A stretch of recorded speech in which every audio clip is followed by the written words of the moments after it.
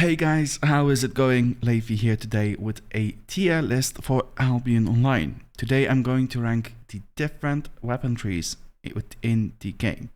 As you can see, there is an S, A, B, C, D tier, which means we don't have an F tier.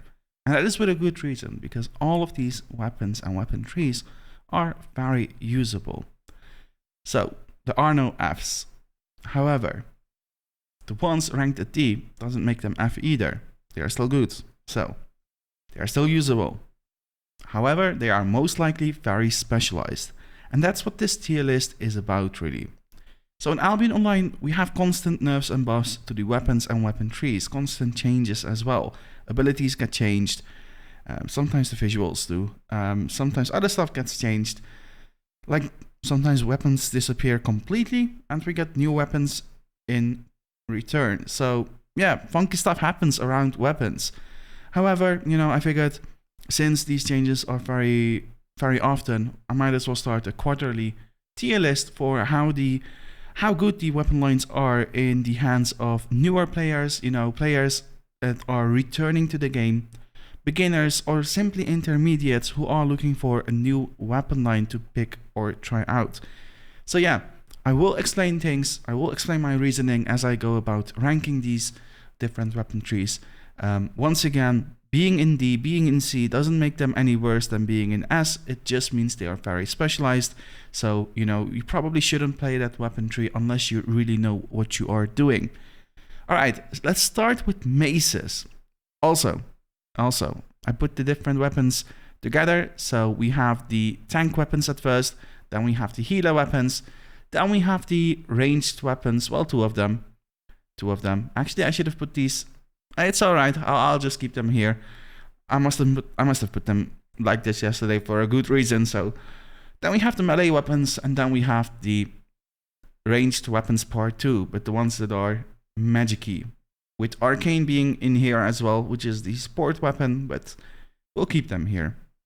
I probably had my reasoning yesterday, and it's too early now to change anything about it. So let's go. Let's start with maces. Alright, so right off the bat, from the 3 weapon lines that are tanks, I'm going to put maces into S. And it's not because we'll have a lot of S's whatsoever. No, it's because maces are really good at what they are for. So if we open the weapon line here, if we go to our destiny board and we open maces, between the 3 tank weapon trees, maces are the easiest and most versatile. If we look at the one-handed mace, we see a weapon that can be used in a lot of the different content. We have the Incubus mace, which is amazing for PvE. Heavy mace, once again, very versatile in a lot of the different content within the game. Camden, great for bigger fights. Morningstar, great for bigger fights, keeping people clumped up. We have the Bedrock mace, which is a great tool for disengage if you want to use it. However, it's a very rare thing for Bedrock mace to be used seriously. It still happens. And then we have Oathkeepers, which is an amazing support tool. So we're looking at 7 different weapons that fill a wide variety of content and are good for different types of things, in which some of them are good at multiple things. Also, you have Sacred Ground, which is a great CC ability, combined with Snare Charge that just makes for a lot of CC and mobility. And in general, maces tend to have quite some mobility to them. So you're looking at crowd control, you're looking at mobility, grouping tools, clumping tools, and you even have some DPS options such as the Threatening Smash and Ground Shaker if you want to play something like the one-handed mace on your own during a corrupted dungeon, or simply level it up during solo dungeons whatsoever. So I feel like maces have everything covered, and they are relatively easy to play as well, which, is an exemplary weapon tree within the game, which is why this one is ranked at S. Quarterstaff is going to be on the opposite end of the weapon or the tier list, and that is for a good reason, because Quarterstaffs are insanely specialized weapons. So much so that I haven't used some of them myself ever, because I just never did the contents where you are going to use these weapons. So specifically the Staff of Balance. This is such an advanced weapon that there's only 1 or 2 places within the game where you will be using it. And the same goes for everything else. If we talk about the soul sight, for example, you're really looking at shot callers within ZVZs. Although soul sight was more used a few years ago, until a few years ago, it was used in different types of fights. Now it really is a shot caller weapon only for the bigger part. So, you know, and I'm not even sure if shot callers typically use the soul sight only or go for other weapons nowadays. And that's because I'm out of the ZVZ scene. But typically shot caller hands only. The double-bladed staff, it's for ganking only. And since solo ganking isn't viable anymore, you barely see this weapon because people tend to gank in groups, and in group ganking you typically have other options that are better. Same goes for Black Monk Staff. This item is very niche, very specific, so you might see it in like group PvE content, sometimes in 10v10 Hellgates, you know, very specific purposes. The Quarterstaff, the regular Quarterstaff, I can't remember the last time I saw this weapon. Most of these weapons I remember from Crystal League, so they are just very specific. The only one that is a bit versatile is the Grill Seeker, and this one can be used in 1v1 corrupted dungeons. It can be used in small scale ganking, small scale fights, bigger fights. It's a great defensive tool. So the only one that's really multi-purpose is the Grill Seeker. Everything else is just very specialized within their contents. Doesn't make them bad weapons whatsoever. It actually makes them really good weapons because they are specialized. However, if you are looking for a new weapon line to try out and you didn't level hammers or maces yet, you may want to start with those if you want to play a tank. I also need to say that the primary abilities aren't good for PvE content. Secondary, I believe you would go with heavy cleave, so you would have like a little bit of damage every 18 seconds. So leveling these weapons is a pain as well, which, you know, is more the reason to put them in D tier. Alright, on to hammers, which is our final and, well, third and final weaponry that's meant for tanking, which I am going to place in C. I do doubt a little whether I should put them in B or C. I do go in between these, but I do think C is a better option for these. Alright, so for the reasoning, why do we put hammers in C? Just like quarterstaffs, hammers are very, very specific as well. When you look at Grovekeeper, for example, it's a defensive tank that typically stops and slows engages of the enemy. When we look at the pole hammer, only really used whenever it's meta in Hellgates or Crystal League. So only whenever it's meta in very specific content, very competitive content as well. You typically don't see a pole hammer in the open world whatsoever. You don't see it in faction warfare. It's just very little use for these weapons. And the same goes for hammer and great hammer as well. Even less used than the pole hammer from my experience. Great hammer probably on the same line, but the hammer, honestly, last time I saw this weapon being used on a consistent basis was 5 years ago, 6 years ago, during the beta, I think, if I remember correctly. Yeah, I think we used the hammer in Hellgates during the beta, so it's been like a good 6-7 years. So it's been a long time, and I haven't ever seen the hammer after that, you know. Although I did take some time off from the game, so it might have been beta early release or something, but just very specific weapons that you typically don't see. The only weapon that you do see on a consistent basis is the Hand of Justice. This is a great tool to clump people up, you pull everyone together. So this is a great tool, but once again, only used in specific contents. Usually in the open world, sometimes in Hellgates as well, Crystal League sometimes. Crystal League most definitely for grouping indeed. But yeah, it's the only weapon within this line that, you know, you will be using on a typical, on a consistent basis. Then we have the Tomb Hammer, which is Nazori's favorite. So if you watch his streams or his YouTube videos, you will see the Tomb Hammer being used a lot as well. However, your average Joe doesn't really use it that much. Nazori just happens to be a really good player on it. Alright, and the Forge Hammers, I feel like these are picking up once again, so they have slowly become meta, but that doesn't justify them for B or higher, because we're still looking at a very specialized weapon tree. So my advice really is, if you want to start as a tank in Albion Online, I would definitely recommend starting with the maces, then slowly go into hammers, and after that, you know, once you are like very sure you want to main tank and you want to specialize in different types of content, then level quarterstaffs as well. As for the PvE potential of these weapons, once again, you're looking at very offensive, very crowd control centered abilities. So frame farming with something like a Grove Keeper, a Tomb Hammer, Hand of Justice, it's just not the greatest idea. You can most definitely take the Hand of Justice into group PvE content where it's really good to clump mobs up. But you know, and typically when you are doing solo content, you don't really want to do PvE with your hammers. Maybe with Forge hammers. No, I don't think so. I wouldn't do it, honestly. Just don't.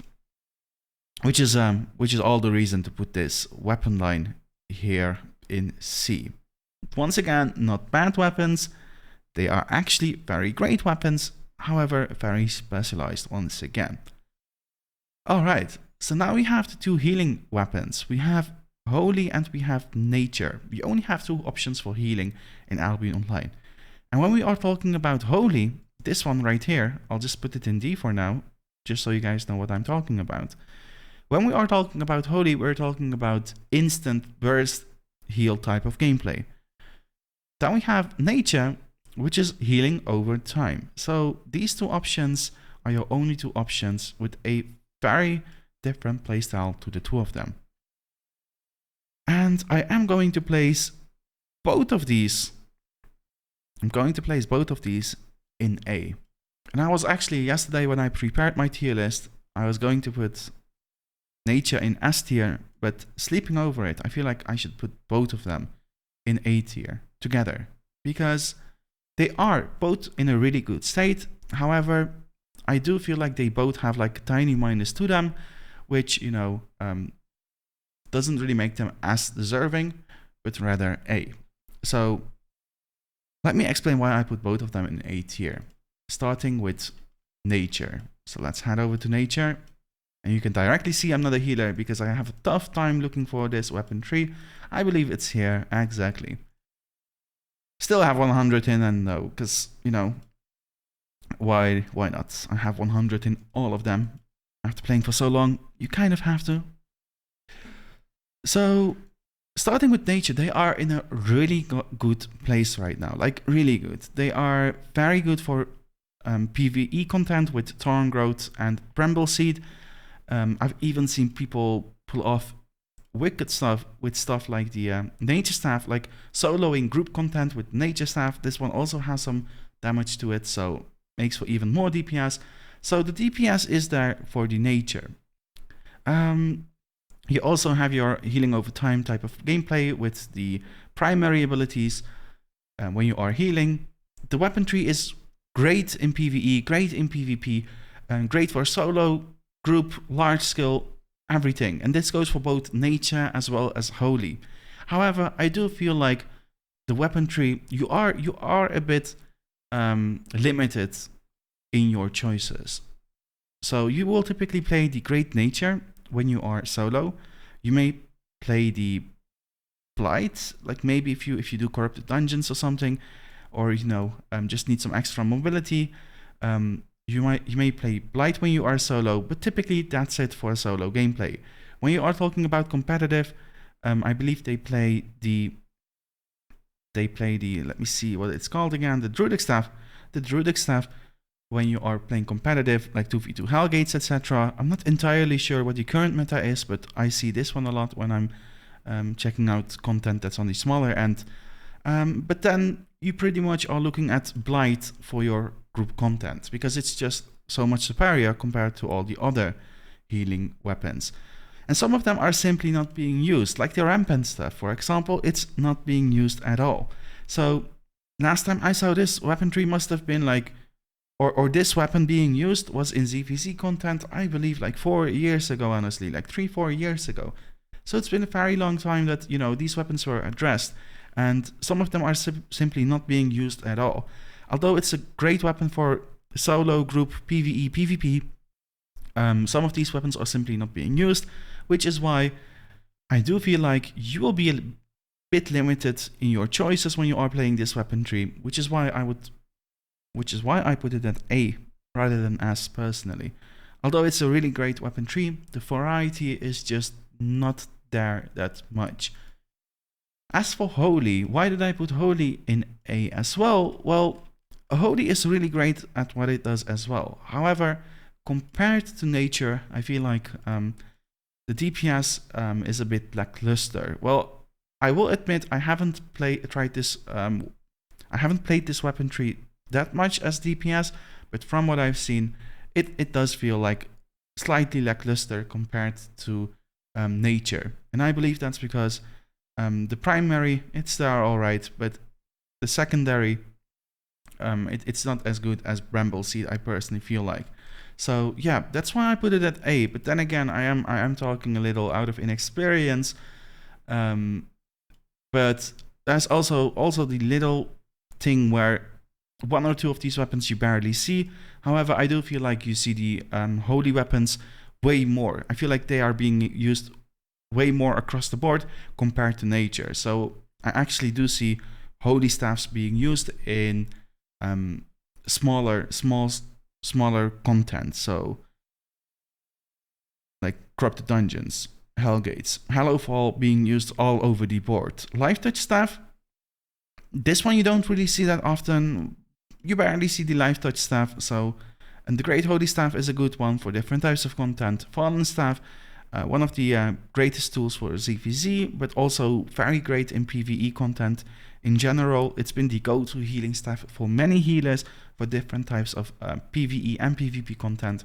Redemption Staff, I barely see this one used. So there are still a couple options within this tree, you know, that aren't being used at all or rarely. And when they are being used, it's most likely by players who are not that experienced. So for that reason, I'm putting this at A tier as well. Just like Nature, an amazing weapon tree for healing. You can't go wrong with either of them, so you simply have to choose between healing over time and instant burst heal. But you know, you will be very limited when it comes to specific content. So when you do Hellgates, you are best off with one specific weapon. When you want to do group content, based on the type of content you do, you are very good off with a specific weapon. And this is true for Albion in general, but you know, having 7 weapons and already like some of them not being viable in general doesn't make it as worthy. Alright, we're on to the ranged weapons. We have the bows and we have the crossbows for our ranged weapons. So starting with crossbows, I think starting with bows, it's still early guys, forgive me. But starting with bows, I feel like these are, I'm doubting between A and B honestly. I'm doubting between A and B, because originally I was going to put it at A, but right now I feel like I may have to put it in B. But let me give my reasoning. I'll put it at A at first, and I'll give my reasoning as to why I put it at A, and then I will consider moving it to B if I can't find enough reason. But looking at this weapon tree, I do feel like I will find enough reason. All right, so the bows, I'm gonna keep them at A. And I'm going to keep them at A because the bows, they do what you expect from a bow. You have your standard MMO poison damage on your primary, you have your kiting on your secondary, you have your root on your secondary as well. You know, you have your poke on your primary, you have your knockback on your primary, extra damage, extra AoE damage on your secondary. You have the abilities you are looking for in a bow. And you even have mobility, although speed shot is not really being used in general.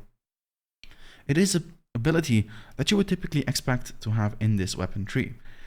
And aside from the kiting potential, the poke and the poisons and everything, the CC, the abilities that should be there, which are there, the different weapons are also really good at their jobs basically. So you have your auto attack focus regular bow, which makes for huge DPS on a single target. You have your ZVZ, your bow with a huge range to it, the Mist Piercer. You have the Wailing Bow, which is a big clap in ZVZs as well. You have the Bow of Baton, which is amazing really for solo play, group play. It has a crowd control to it in the form of an interrupt. It makes for AoE damage.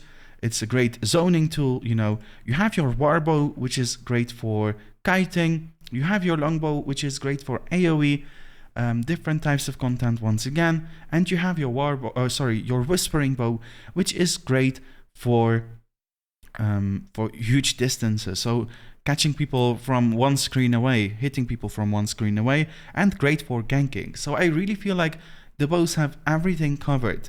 So why did I put them in A instead of S? That's a very good question.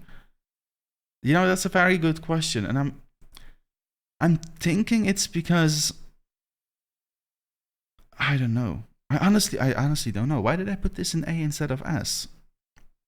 Just look at me. I was arguing whether I should put it in A or B, but I'm starting to think it might be S-worthy. I must have had a reason yesterday. I think it's because the ZVZ weapons are a bit lackluster compared to all the other ZVZ weapons in the game. So although when you are talking about ZVZ, you are talking about Mist Piercer and Wailing Bow, they are very lackluster, which is why, you know, Longbow is the way to go even in ZVZ from my experience, from my little out-of-date experience in this type of content. You're looking at two dead weapons that aren't being used, whereas, you know, you're typically looking at Longbow when you are talking about bigger group content. Also, the regular bow, it's not being used as much anymore. Both the regular bow and the Whispering Bow, you know, it feels like you are giving yourself a disadvantage whenever you take these two weapons in the current patch, especially because Whispering Bow, it makes for decreased defenses, and the regular bow, you know, so susceptible to purge that, you know, it's typically not being used that often anymore. So I feel like although all these weapons are really good at their jobs, they are, like, some of them, you just don't see some of them being used right now. And that's probably why I will keep it in A and not move it to S. On to crossbows. And I think this might surprise many of you guys. I'm going to put this one in C. Now, I am a huge fan of the crossbows. I really think they are amazing weapons. And it took me way too long to realize how good crossbows are within this game. They are great. However, going back to the Destiny board once again, I do feel like they're very out of place right now. Like, within the game, it's much better to pick a bunch of different weapons than to go for crossbows in general. So one of my all-time favorite weapons is in here, the light crossbow, which is a very versatile weapon, which is still the case. You can still play this weapon in many parts of the game, and it's really good in many parts as well. Especially if you are a beginner, it's a great weapon to get started with in Albion Online. It has great AoE clear, it has great damage, it has a lot of things going on for it, really. However, the one issue with crossbows in general really is the lack of mobility, which makes them very difficult to use in open world, and the open world is a very big part of the game. And aside from these weapons not being that open world friendly, I also feel like there are just way better options out there. When we are looking at the crossbow, it's a one-shot weapon, so it's very niche, very specific for this weapon to get used. And when we talk about Energy Shaper, it's a ZVZ weapon, which is great, but since they don't overlap, you only want to have one Energy Shaper per party typically. So, you know, it's going to be very limited for this weapon to get picked up. So if you already have an Energy Shaper in your 20-man party, you cannot play it. So aside from it being a ZVZ weapon and very specific, it's also limited in quantity. Then we have the heavy crossbow, which is often used for smaller content such as Crystal League, and it very much depends on what the meta is like, whether you want to have a heavy crossbow in your team or not. You may play it in corrupted dungeons, but typically the use of this weapon is very limited. So I see the one-shot weapon, like the one-shot crossbow, as a fun to play type of thing as well. Although it's being pulled off here and there very well, it's typically not a weapon you bring with you to PvE or anything. It's you know, if you want to one-shot someone and have fun with it, that's it. But it's a very one-trick pony type of thing. The heavy crossbow very specialized. The siege bow not being used for the longest time. It was one of the huge DPS weapons in ZVZ, but you know, for a few years now, it's just not being used anymore. The light crossbow, like I said before, very versatile. So this weapon, you know, you can't go wrong with this weapon. So if you want to play the crossbows, you know, just start off with the light crossbow and you'll be good. The weeping repeater, once again, it was very popular in ZVZ, but it's not any longer. I guess it's because it's easy to dodge, you know, although when you have huge clumps, you're pretty much guaranteed to hit it, and it cannot be reflected either. So it is a great weapon. I'm not sure if people are using this in ZVZs right now, but typically it's for ZVZs only because there you have the clumps that typically cannot dodge it. Whereas in all the other types of content, once you see a trap on the ground and it has a bit of delay before it gets triggered, it's easy to dodge. So once again, very, very specific use. And then the bolt casters, which are another great weapon, but you know, it has a huge channel to it. It has huge single target damage, but also a huge channel to it, so it can easily get interrupted, which is why it's great for stuff like killing bosses. It's a great weapon to do solo dungeons with, or even Roads of Avalon you can do, but with the lack of mobility in this weaponry in general, it's just very dangerous to take these weapons out in the open world unless you are with a group. And when you are with a group, you typically go for the light crossbow or any other viable weapon in the game instead. So I feel like crossbows are just, although they are nice and fun to play weapons, it's just very difficult to use them in the current patch and in, you know, general gameplay. So is it a weaponry I would recommend for beginners to pick up? If you want to play ranged, choose between bows or crossbows. Both are great, but between the two, I would definitely put bow a couple notches higher right now, which is what I did. I put bow in A and I put crossbow in C. All right, on to the next weapon lines, which are the melee weapon lines. We're looking at wargloves, spears, axes, daggers, and swords. So 5 of them. Melee weapons are very popular in Albion Online, very popular. And let's see how I rank them. I rank them pretty close.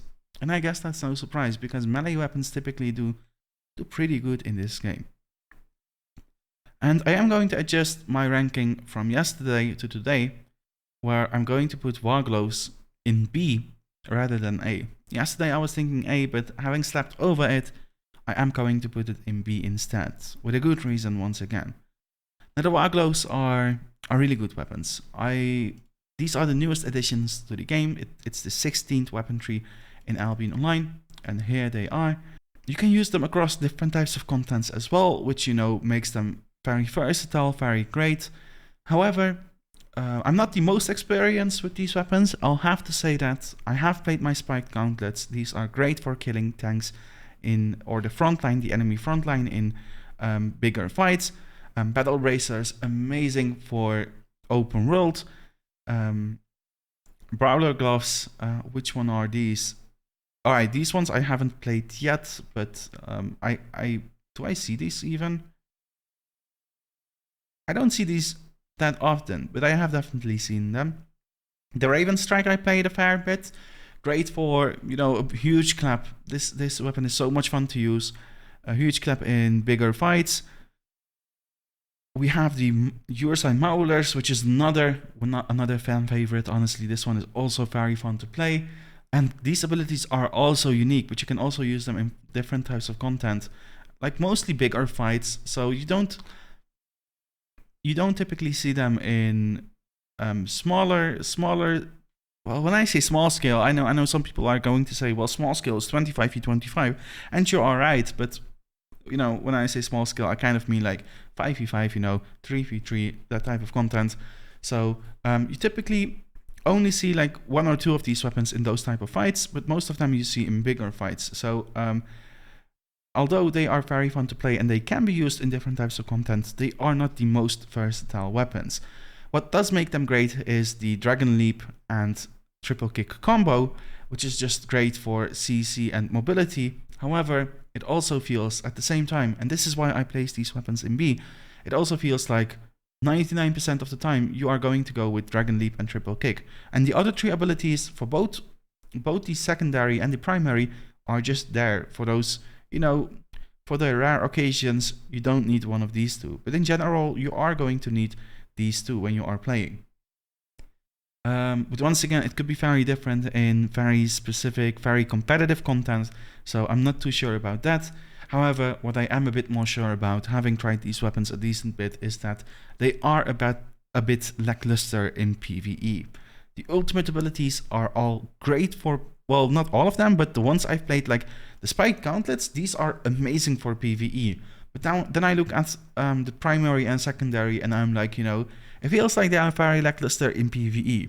So the Warclaws are a very fun to play weaponry. Absolutely fun, like probably the most fun right now in Albion Online. And they are very good at what they do. However, they are a bit lackluster in PvE. And when it comes to primary and secondary, 99% of the time you will be on Dragon Leap and Triple Kick. So you don't have the most versatility when playing this weapon tree. On to Spears, which I am going to place right next to Warclaws in B tier as well. So why do I place Spears in B tier as well? Alright, let's go to the Spears. It's because Spears are very versatile weapons by default. The secondary ability, you have like 6 options, and all 6 of them are viable, all 6 of them are good. Based on the situation you find yourself in, you will favor one of these more than the other. So the secondaries really make the spear very interesting and very versatile, which also makes it very fun to play. However, when we are talking about the primary, unless you are doing very specific content, you will be on Lunging Strike. So Spirit Spear, like if you are playing a Trinity Spear build in the Corrupted Dungeons, only then do you take Spirit Spear. In general, Lunging Strike is the way to go on the spears, which, you know, makes it a very limited option for your primary. As for your secondary, different type of options, but in general, you will be on Impaler, as it is the best all-rounder. So unless you really need to use Deflecting Spin, or, you know, you're doing PvE solo dungeons, then you use Forest of Spears. Forest of Spears you can also use in bigger fights, but it's hard to pull off because it's channel. In general, you are going to take Impaler. The others are just far more specific, I would say. So going with Lunging Strike and Impaler is the way to go on the spears about 100% of the time when you are just choosing your abilities. So it kind of has the same thing as Warclaws going on, in which you need to, you know, take your time to change to one of the other abilities, which, you know, is not always as realistic, is not always possible when you are playing in the open world, etc. Another thing about the spear weapon tree, which is why it's B-worthy in my opinion, is that, you know, it's very limited once again. When you are talking about Pike and Glaive, you're really looking at small competitive content, so Corrupted Dungeons, Hellgates, in which, you know, they are really good at what they do, but outside of that, they are not really being used that often. Trinity Spear, it's been a while I've seen this one being played, but once again, maybe in Corrupted Dungeons, maybe a Trinity Spear when you are breaking down a hideout in a huge ZVZ group, I'm not sure, but these three, you know, very specific uses. The Daybreaker, you barely see this weapon being used. Heron Spear, same stuff. You barely see a Heron Spear being used seriously. It's often people trying things out that are using the Heron Spear. So the two weapons within this weapon tree that are being used across a wide variety of content on a consistent basis are the regular spear and the Spirit Hunter. The Spirit Hunter is a great tool to pierce your enemies, to render them weaker, decrease their defenses, being used starting from small, like 20v20 fights, 10v10 sometimes even. So this one is viable across many different types of content, both PvE and PvP. Also a great tool for PvE, also very great for solo PvE. So the Spirit Hunter is the most versatile spear within this tree when we are talking about content diversity. Then we have the regular spear, which is great for playing solo, and maybe even like small groups like 2 or 3 man squads. It's a really good weapon for those purposes, mostly solo. However, outside of that, you're never gonna see a regular spear in a 10-man content, not even 5-man content. So it's just very specific once again. So although this weapon tree is a lot of fun to play, very versatile, and it has like a lot of specific weapons, that is exactly the issue with this weapon tree, which is they are very specific weapons most of the time, aside from Spirit Hunter, which is the versatile weapon within this tree. And for that reason, I keep this tree at a B. So we're gonna place it in B, which is pretty good. On to the third melee weapons in Albion Online. We're talking about the axes, and this one I'm going to place in A. I do feel like I'm pretty close to putting these in S instead, but I do have some reasons why I don't think they're as worthy quite yet. So let's go over those reasons. So first of all, the unique abilities, the options you have within the axe tree are really good. I feel like you are looking at a very versatile weapon tree where the weapons are viable across different types of content, pretty much like maces. What I am not that happy about, however, when it comes to access, is the fact that, you know, rending rage is the primary for access. There is no use for rending strike, there is no use for rending spin, so you're always going to be on rending rage, as it makes for the most DPS, but also it has multiple advantages over these other two. So you're very limited in your primary. You don't have options in there if you want to play it for, you know, properly. As for your secondary, once again, 99% of the time you will be on adrenaline boost.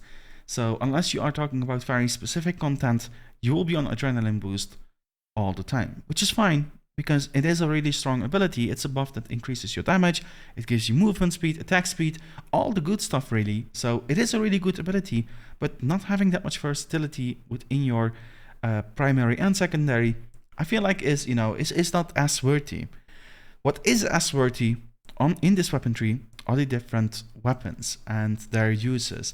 Like if we look at the Realm Breaker, one of my favorite weapons in general, it's such a great ability, and it's so good at what it does, and it can be used in different types of content. So and the same goes for Bear Paws, for example. It's such a great ability, you know, that can be used across different types of content. Opens up solo open world potential for the axe weaponry, which is just great. The Great Axe, an easy to play weapon that can be used, you know, by beginners, often recommended for beginners as well. So if you are a beginner, going with the, well, this is the Hand of Claw. Let me open a tier 7 one, otherwise people are gonna get confused. But this one is named Hand of Claw because of past events in Albion Online. So typically, aside from tier 8, you're talking about the Great Axe when you are talking about this weapon, which is very confusing, but yeah. Anyway, Great Axe, great for beginners, great PvE potential, has PvP potential as well, great DPS overall. We're talking about the Battle Axe, which once again is a weapon you can play solo, just like the Great Axe, and just like the Bear Paws. The Battle Axe has sustain to it, you know, which is just amazing. Lifesteal, having lifesteal sustain to your weapon is just amazing. Granted, it doesn't have a mobility to its ultimate ability like the Bear Paws does. It is the trade-off. So you are looking at mobility, you are looking at sustain, you are looking at huge DPS, you are looking at a big clap with the debuff to it. You're looking at Halberd, which is great for bigger fights, a lot of AoE pressure. You're looking at an Execute on the Infernal side, although I do feel like this ability is a bit clunky personally. I don't really get that Execute feeling, which I do from Bloodladder. It is an AoE Execute, so, you know. And you have the Carrying Collar, which is the one that's a bit more specific for competitive content, instanced content more often. You typically won't see a carrying color in open world, so this one is the competitive weapon among these weapons, but honestly, great weapons in general. It's a immensely great weapon tree. However, for the simple fact that you're very limited in your primary and secondary, I'm going to place it in A rather than S. Now you could say the same for maces as well, to be honest. Like, why did I place this in S over Axis? I think it's because you have both DPS options as well as CC options, support options. Like, you have a support option in here as well. You have CC options in here, clumping, it just has way more going on for it in the primary and secondary abilities compared to the Axis. So although this one does have like different things, like you have pressure, you have healing debuff, you have DPS, you have mobility, and you have a pierce. Although it is very versatile, in reality, people don't use all 5 of them. You barely see. I've never seen Deadly Chop being used. I never see Battle Rush being used. I don't even see Internal Bleeding being used anymore. It really is Adrenaline Boost or Raging Blades 99% of the time. So, just not that much versatility. Which is why I think A is a very fair spot for the Axis currently. Alright, on to the daggers. One of my favorite weapon trees within the game. One of the favorites of many players. Very fun to play weapon tree, which I'm going to rank at B. Pretty much for the same reason I ranked the spears at. It's also why it's right next to each other. Let's find the daggers first. So the daggers are really good at what they do. And they really do give you a assassin, rogue type of feeling to their gameplay. Let's open some of these daggers. So you have the regular dagger, which makes for a lot of sustain, so it makes solo content very easy, and it even allows you to do group content. You have the Demon Fang, which is a great AoE DPS tool. You have the Bridled Fury, which is your ZVZ weapon. You have the Dagger Bear. So when I say ZVZ weapon, it has like a huge clap to it. You have your Dagger Bear, which is your one-shot Bloodleather. You have the Claws, which are your ganking weapon option. You have the Bloodleather, which is just a very versatile weapon that can be used in a lot of the different content. It has an execute to it, mobility to it. A lot of people will be on the Bloodleather in general. And you have the Death Givers, which are very fun to play. They have like an extra mechanic to them in that you want to have three stacks on your Q before you use your Ghost Strike, and once you do with 3 stacks, it will reset immediately. So it's a really fun weapon to play with an additional mechanic to it. However, I do feel like, I'm kind of thinking about putting this in A because it does feel like it could go right next to Axis. However, I do feel like compared to Axis, it does have like a minus to it, honestly. It does have a minus to it. Now, typically you are on Deadly Swipe with this weapon tree. So, once again, 99% of the time you are on Deadly Swipe. You ever really go on Assassin Spirit when you are talking about the Bridled Fury or the Death Givers. So, you're very limited in your primary once again. It's just that Deadly Swipe has mobility to it, so having a mobility ability on your primary is just a huge deal. Thunder Armor, you barely use this ability. It's just so specific, just like Assassin Spirit, even less so, even more specific. So you barely ever use this ability. And I could kind of say the same for the secondaries as well. Although I do feel like it's not that terrible as with Axis now I look at it. So I kind of feel like we might go to A with this one. I'm doubting a lot. Throwing Blades recently got a huge nerf. What was it? A 33% nerf. So, oh yeah, now I remember why I don't place daggers in A. Because the PvE potential is not that great. For PvE, you're really going to go on Deadly Swipe and on Throwing Blades or Chain Slash. However, most of these weapons... No, actually, I'm lying. The PvE potential is there. So why am I lying? I was even thinking before I went to bed, I was like, you know what, we should move Dagger up because Demon Fang is pretty alright in PvE, you know? It's pretty good, and it's alright. Like, the thing is though,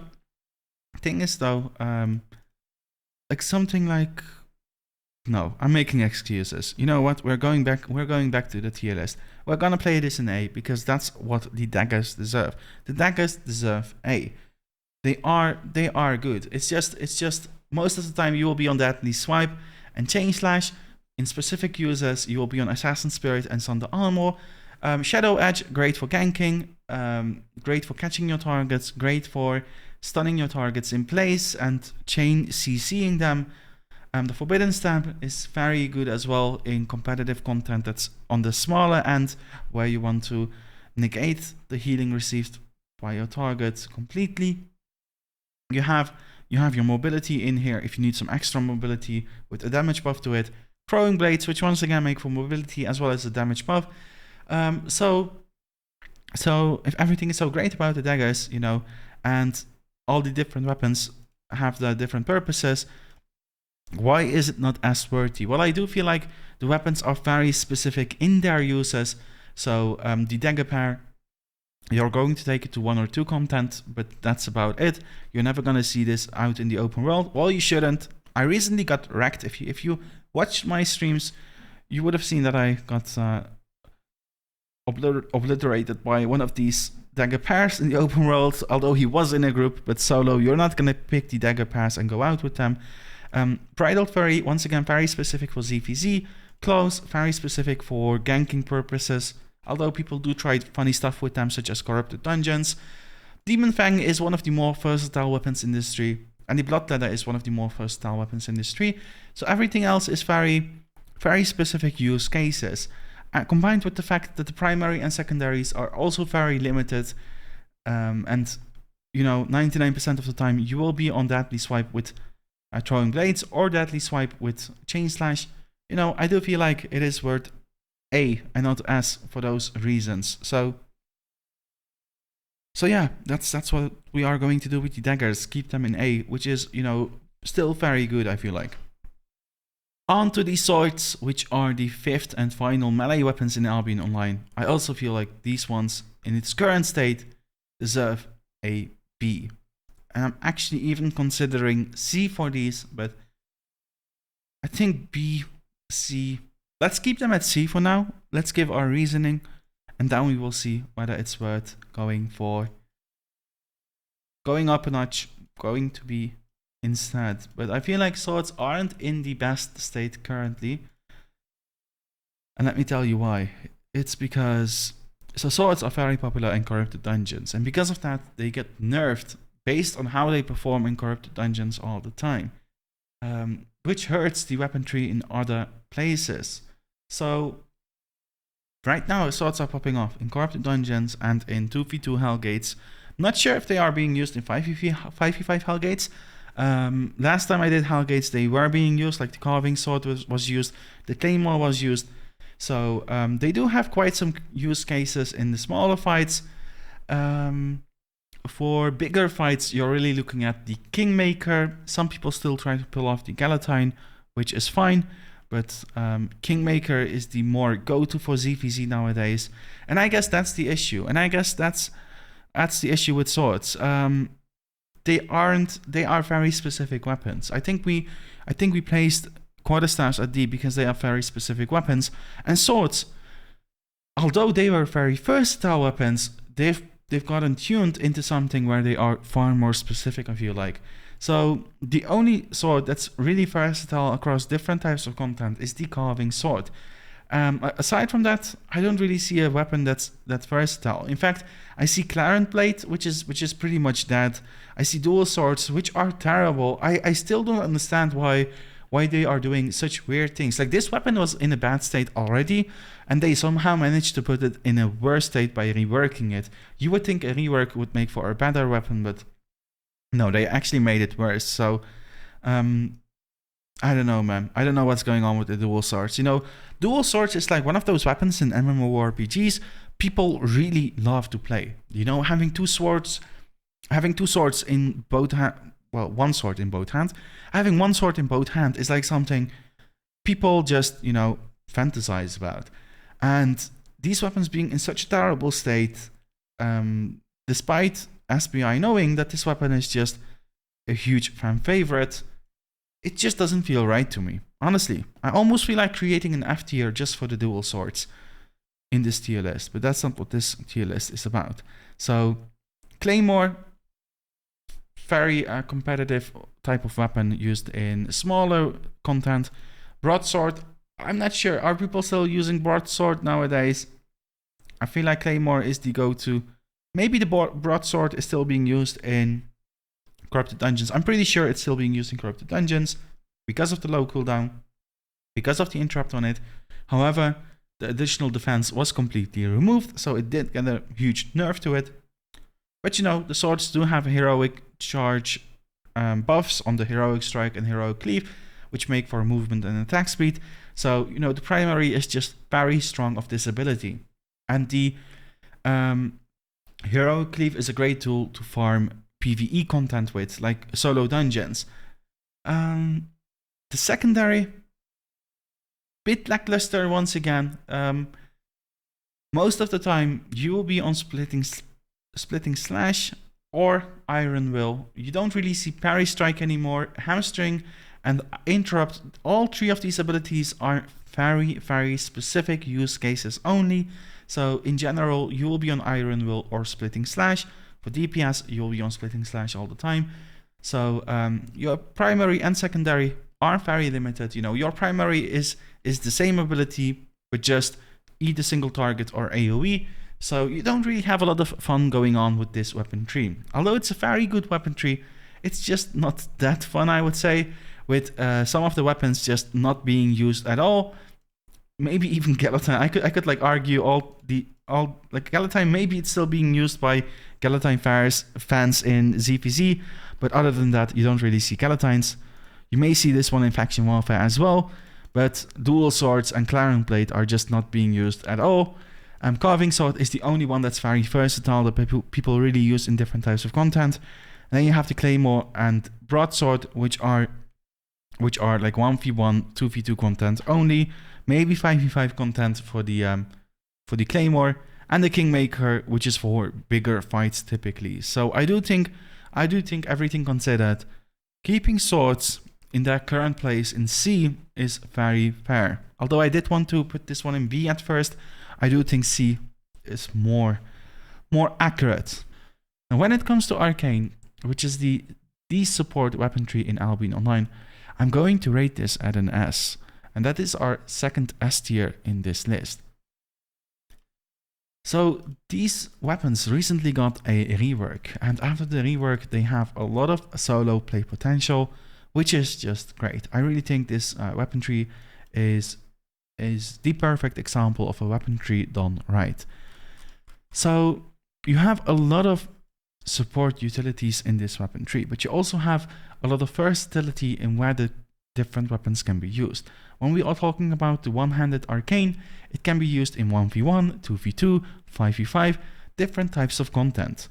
So first of all, your DPS options are Chain Missile. Like when you are playing this weapon as a DPS, Chain Missile and Enigma Blade, they just make for great DPS, as well as mobility on the Enigma Blade as well. You have your shield on the primary, you have your silence on the primary with some DPS to it. So you have like very versatile primary abilities in this weapon tree. And the same goes for secondary. You have your Enigma Blade as your secondary, which is your DPS option with mobility, so it opens open world potential. You have Motivating Cleanse, which is your cleanse ability that purifies, removes all negative effects on your allies, except for damage over time, but you know, crowd control, CC in general, sleep, stun, slow, you name it, everything gets removed. So you have your support in there. You have Frazzle, which is a huge debuff, you know, if you want to play it in a more supportive way towards your allies. So debuff your enemies. You have Empowering Beam if you want to increase the damage of your allies. you know, another great support tool. And you have Mimic, which is a very unique ability in which you can steal the secondary ability of your opponent. So a very, very versatile ability. It is very difficult to pull off. You would have to know what secondary ability you steal. So it is a very advanced weapon or ability. However, that makes this weapon, you know, these primary and secondary abilities are so diverse. You have so many options in them that it makes for a really versatile type of gameplay. And within the different weapons, the arcane weapons, you have really great tools. You have a single target. You have a single target purge with a silence to them. You have the witch work, which clumps enemies together. You know, if you want to play it in a more offensive way. You have time freeze, which is the weapon to abuse. Well, it did get nerfed recently, but it is a very annoying ability, you know, that can really mess things up for your enemies engaged. So it's a very huge supportive weapon and ability. You have time corridor, which makes for a carpet on the ground that gives you and all your allies a huge speed buff. You have enigmatic staff, which is a huge shield to one ally that spreads to all allies around your ally that you targeted. So, you know, you have the Locust, which has the Void as its ultimate ability, one of the go-to weapons for ZVZ content. Although this ability did get changed a while ago, it's still very good for bigger fights. And you have the Evensong, which is a massive debuff, typically used in smaller fights like 7v7s, 5v5s, 10v10s, but also used in bigger fights from what I've seen. So, but yeah, this is an exemplary weapon tree if you ask me. It has so much going on in the primary abilities, so much going on in the secondary abilities, different types of ultimates that can be used across different types of content. You have DPS options, solo options, group options, PvE options, PvP options. This weapon tree really has it all. So if you want to, you know, they also got reworked recently. So they also look super fancy right now. The abilities look absolutely gorgeous.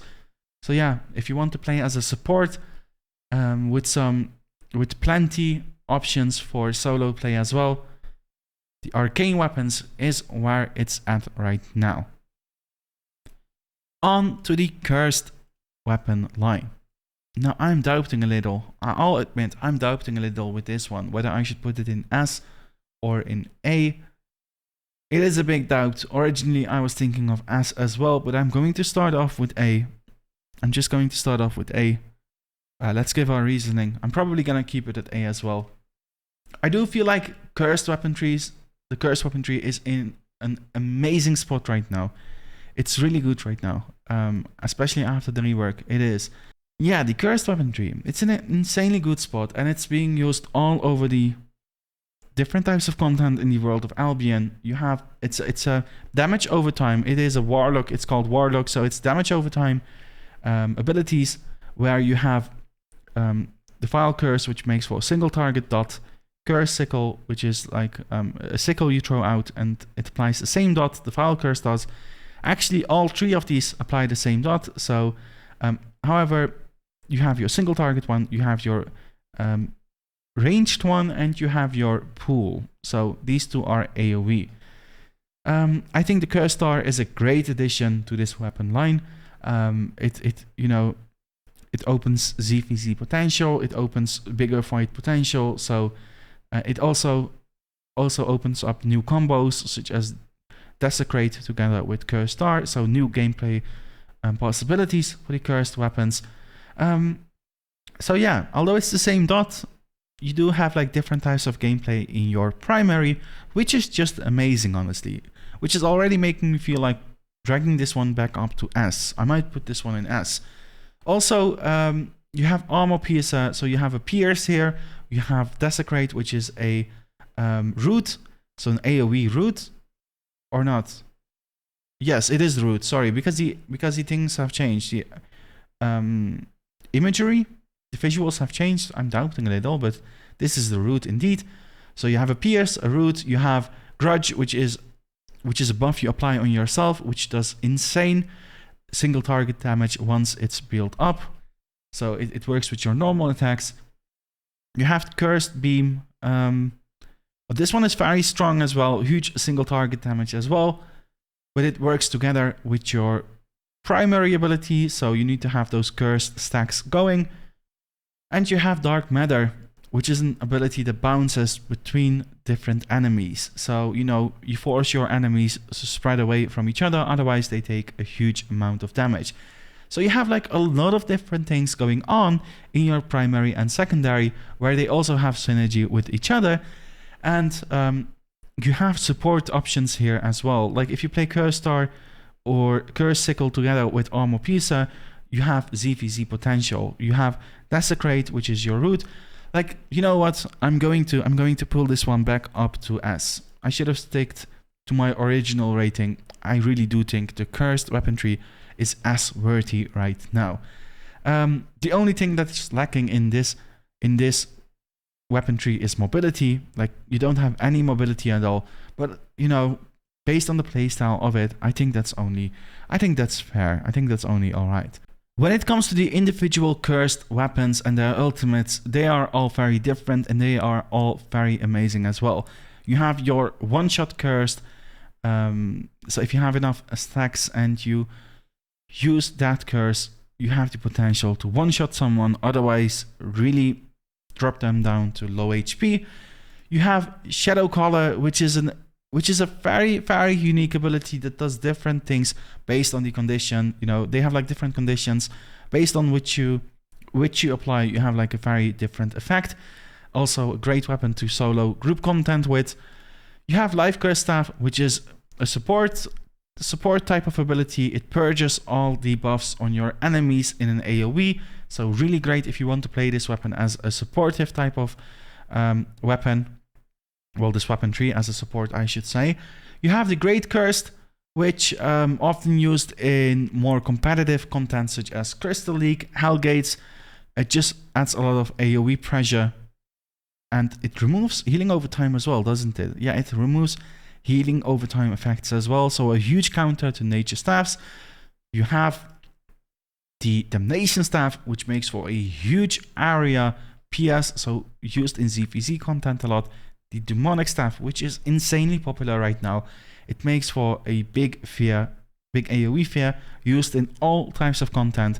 So being used in corrupted dungeons, being used in small scale, medium scale, probably in large scale as well. So, you know, although I wouldn't really expect, I haven't participated in ZVZ for a long time, but you know, if you get this fear off in a choke, it's still an option, I would suppose. And you have the Curse skill, you know, which is even more AoE damage. So you also have like your PvE covered as well. You have so much PvE potential with this. So much PvE potential. You have your support, you have your debuffs, you have primaries and secondaries that really synergize well with each other. This weaponry is once again a great example of a weaponry that belongs in the S tier. It really is. I feel like a fool for even doubting this weaponry in its current state. But I was thinking of placing this in A. It doesn't make for justice. It is an S tier weaponry right now. On to the fire weaponry in Albion Online. One of the classic MMORPG weapon lines, the Fire Mage and the Ice Mage are remaining. So if you are a fan of those, you could consider them. However, it is good to know that the fire weapons are D tier right now. I really think the fire weapons are a D tier right now. So much so that, you know, I don't see fire being used that often anymore in general. It really feels like these weapons are either being overused or underused, and right now in Q4 2022, I feel like they are underused. You do have your single target, AoE, and ranged options, ranged single target options for your primary. So you know you do have the things covered, the different types of things covered. So if you want to play like corrupted dungeons and you want to kite, you take Searing Flame. If you want to farm AoE farm, you know, PvE content, solo PvE, group PvE, you have Burning Field. If you want to apply a lot of pressure to someone, a single target, once again, such as corrupted dungeons or something like an arena, you can go for Firebolt. You are really lacking your open world options in this, I feel like, and that's for both primary and secondary. So in open world, you most likely want to take Searing Flame because it's the only one with proper range, but it's a single target. So as a mage, do you want to, a single target ranged ability as a mage?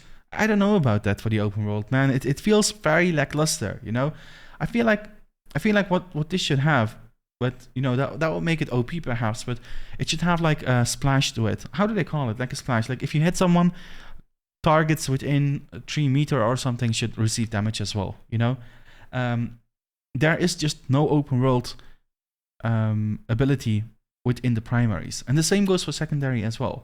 There is no open world option. The mages are just very vulnerable, and open world is a huge part of the content within the game. So for open world, you typically go with Wall of Flames to have some CC, to make up for the lack of a proper open world option. So you are very limited, and it's the reason why you don't take this weapon out to the open world in general. So what do you have? You have Flame Blast, which is damage. You have Wall of Flames, which is fear. You have Raging Flare, which is more damage, huge range. So you have Fire Wave, which has a knockback to it. It's just not being used. And Fire Artillery, once again, I don't know. Like you do use these abilities, like Fire Artillery. You can use them in corrupted dungeons. You can use them in arenas, but just no proper open world options, man. And that's so terrible, given a lot of the content, a lot of the fun is in open world. So you're looking at a very, very limited weapon tree. And when we take a look at the different ultimate abilities, like Fire Staff, I just never see it used. Wildfire is still being used here and there. The two-handed Vendetta's Red. This is the Great Fire. Another weapon with a unique name at tier 8. So Great Fire, once again, recently nerfed and not that used. It is great. Like if you want to do solo dungeons, you can go with Burning Field, you can go with Flame Blast, and you can go with Flame Pillar. You'll have an absolutely good time. You'll easily farm your stuff. However, if you want to transition this weapon over to other content, you are just very limited. And the same goes for all the other fire weapons as well, I feel like. Like the Blazing Staff, it has a 45-second cooldown. It's just huge. Like 45-second cooldown on an ultimate. It's just crazy if you ask me, honestly. Does it even scale with IP? It doesn't, does it? It doesn't even scale with IP, so it's just crazy if you ask me. Infernal Staff, they tried something with the silence, but it's just, I don't know, man. The fire weapons are just very underwhelming right now. It's not the greatest time to become a fire mage. The Down Song, it is once again a very good ability that will reduce healing received as well, whilst doing for a lot of damage over time in that area as well. However, if you want to take this ability, you have to, you have to make yourself super vulnerable in the open world, which is just not ideal. So you are just very limited in the different types of content you can do with the fire staffs in its current state. And granted, the open world is a huge part of Albion Online. I just wouldn't take a fire out there. So yeah, that's pretty much my opinion. You may think differently, so feel free to share what you think about the fire weapons in its current state. But currently, I feel like it's a dead sentence. It's a dead wish, honestly. On to the final weapon tree, the Frost weapon tree in Albion Online. I'm going to place this one at C. So, the fire staffs are definitely D-worthy in my opinion, and the Frost staffs, they are not in the best state either. Like, they are not in the best state for sure, but they aren't as terrible as the fire staffs because the Frost staffs still have open world potential. And they also have different things to them. Like, you can play them DPS, you can play them support. However, in both of these, they are not that popular right now. So, when we open the Frost staffs, first of all, you have different primary abilities. You have like a kite potential, you have AoE potential, and you have Frozen Surge, which honestly is to provide some CC potential to it, right? But I haven't really seen this ability used just yet. When we are talking about the secondary abilities, you once again have like CC, you have like a huge debuff, you have mobility, you have Frost Lance, which is a pierce, and you have Glacial Obelisk, which is another support. So you have 2 supports, 1 mobility, 1 CC, and 1 debuff, which makes for quite some versatility, right? So I do think like the primary abilities and secondary abilities are pretty good in the diversity they offer. However, for some reason, like I'm ranking this weapon tree based on like how much have I seen this weapon in the open world, how much have I seen it across different content, and I just haven't seen the frost weapons being used that often for the last few months, ever since the reworks really. Like normally permafrost is like one of the go-to weapons in Albion Online whenever you are talking about group content. I just haven't seen the permafrost for so long. It feels like the frost weapons are in a terrible state for that reason. You'll still see the Quarterstaff being used quite often because it has some crowd control to it. It's AoE, so you'll see that one quite often still. The Chill Howl, I can't remember being used. Like the last time I saw the Chill Howl being used was by Sorab in Corrupted Dungeons. So from what I know, I'm not entirely sure about this, but I think he's been banned all along. So, you know, that's been a while. You have the Hoarfrost Staff, once again an ability you barely ever see being used. The Great Frost, I think, is like a ZVZ type of weapon, so very specific use. You have the Glacial Staff, which I feel like is a very underrated weapon. I feel like this is a really great weapon, great for zoning, great crowd control, but then again, very specific uses. Icicle Staff also underrated, like it has a huge crowd control to it that cannot be resisted, so ignores crowd control resistance. So, you know, great CC weapons in here, like supportive weapons in here, but I do feel like the identity of the frost weapons is just undefined right now. It's just all over the place, it feels like, and it doesn't feel like it excels in anything particular. So I do feel like the frost weapons, I'm not sure if it's a player thing, like the players need to find their way with the frost weapons and, you know, learn how to utilize them in different comps, in different content, or whether it's a game design thing where it's just underwhelming and you're better off with other weapons. I do feel like there is a lot of potential in the frost weapons, but I don't think it's there just yet. So I will keep this one at C for now, which finalizes our tier list. So we have the Maces, Arcane and Cursed at our S tiers, which are, you know, which are the prime examples of how a weapon tree should be. You have various options within the weapon lines. The healing weapons, the 2 healing weapons are in A. They are a bit lackluster, like they are still very good. Like A doesn't mean like much worse than S, right? It's still very good, but it's not as good, not as versatile as these 3 weapons. Yeah, the Firestaff really is very underwhelming right now, and the Quarterstaffs are just very specialized, guys, very specialized. Stay far away from this one. If I could throw it out the window, I would. No, not in D, not to C. Let's keep it at D. But if I could throw the Quarterstaffs out the window as a recommendation for beginners, I definitely would. They are just so specialized. Just know what you are doing in the game first before you even get close to them. Like if I see a beginner take something like a Quarterstaff and trying PvE with it, it's just, you know that player is gonna get frustrated. So just don't do it, honestly. Well, yeah, that was the tier list. I was hoping for this video to be something like 15 minutes only, but I feel like it's gonna be at least an hour. Let me know what you thought about it. Let me know in the comments below. And if you enjoyed this tier list, make sure to give it a like as well. I'll see you guys in the next one. Take care, guys.